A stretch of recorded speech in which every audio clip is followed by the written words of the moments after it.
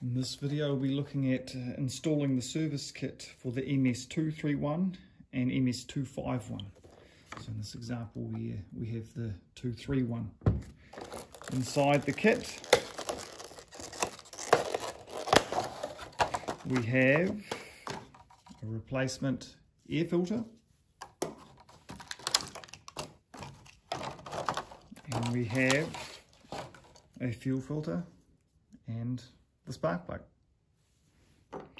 Those three are the three main components required for doing your service or maintenance.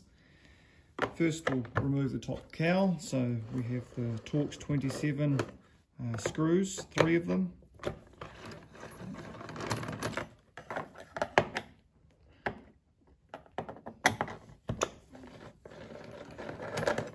And then we can remove the top cowl. Turn that off. Okay, it's the old filter, the new filter. It's a quarter turn to take it off and a quarter turn to put it on, and you can feel when it's sitting there nicely. Next, the spark plug. So just give a bit of a pull and a tweak on that boot to get the HT lead off the plug. Pop that out the way. It's a 16mm, so you need a 16mm tube socket.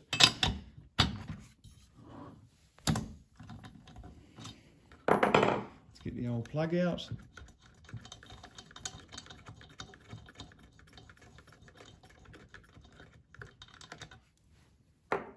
Then the new plug. Just make sure the new plug, just have a good visual on the electrode and the gap. Just there needs to be a bit of a little air gap between the center electrode and this little finger on the outside.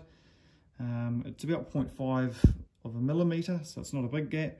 The main thing is it hasn't been dropped or banged to close down. So they're set as you need it from the factory, so there's nothing you need to do as long as you can see that there is a little gap there. Then just wind the plug in, and you don't have to do it up super tight, but just give it a nice turn till you can feel that it's in there snug. Then the boot and terminal can go back on. Then we can do the fuel filter.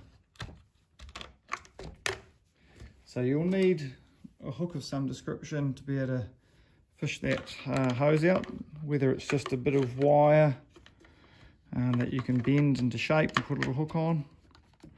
It doesn't have to be the STIHL special tool like this one, but these are available. Pop the fuel filter off. The new fuel filters come with the orange colour on it, that's normal. Plug the new filter back onto the hose, drop it into the tank, and just make sure it's sitting nice and freely in the tank there. Secure that on. So that's the fuel filter, the air filter and the spark plug done. All you got to do is pop the cover back on.